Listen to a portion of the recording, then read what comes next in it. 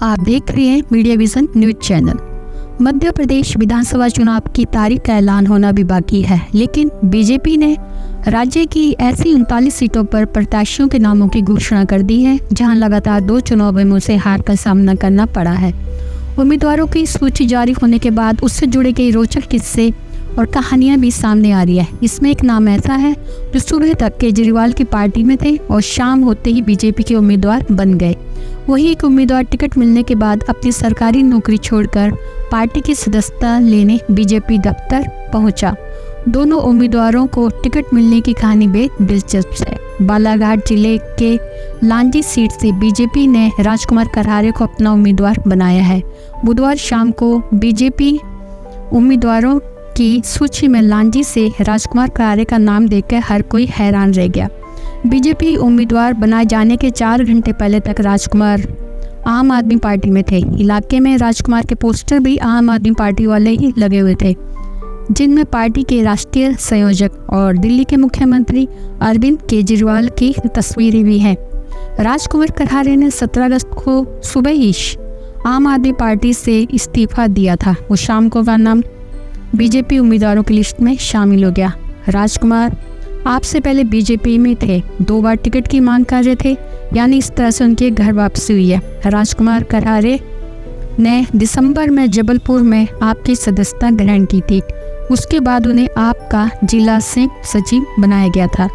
अपनी social media account पर राजकुमार करारे ने 17 अगस्त को इस्तीफा देने की बात कही है। वहीं मंडला की बिछिया सीट से बीजेपी ने डॉक्टर विजयानंद मरावी को टिकट दिया है। डॉक्टर विजयानंद मरावी ने गुरुवार को ही जबलपुर मेडिकल कॉलेज में सहायक अधीक्षक पद से इस्तीफा दिया।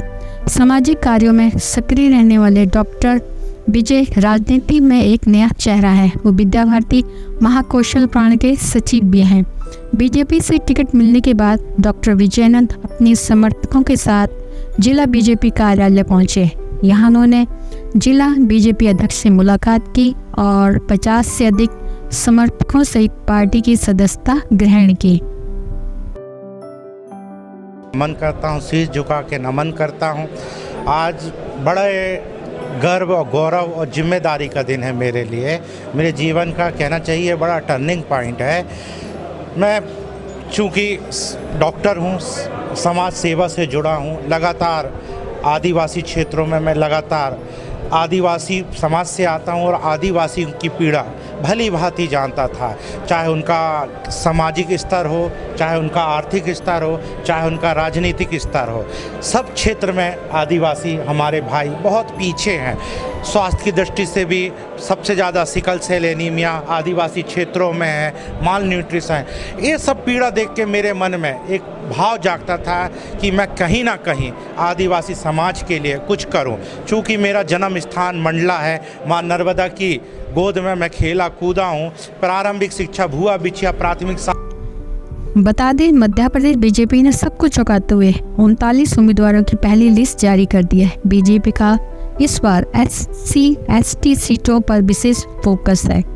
39 में से 13 अनुसूचित जनजाति, 8 अनुसूचित जाति और 18 सामान्य सीटें हैं। 2018 के विधानसभा चुनाव में आरक्षित सीटों पर बीजेपी को सबसे ज़्यादा नुकसान पहुंचा था। पार्टी ST वर्ग की 47 में से मात्र 16 सीटें ही जीत पाई थी, जबकि 2013 में पार्टी के पास एक निर्दलीय समर्थक के साथ 32 सीटें थीं। SC वर्ग में भी बीजेपी के पास 18 सीटें थीं, जबकि 2018 के चुनाव में मात्र 18 सीटें ही बचा पाई थी।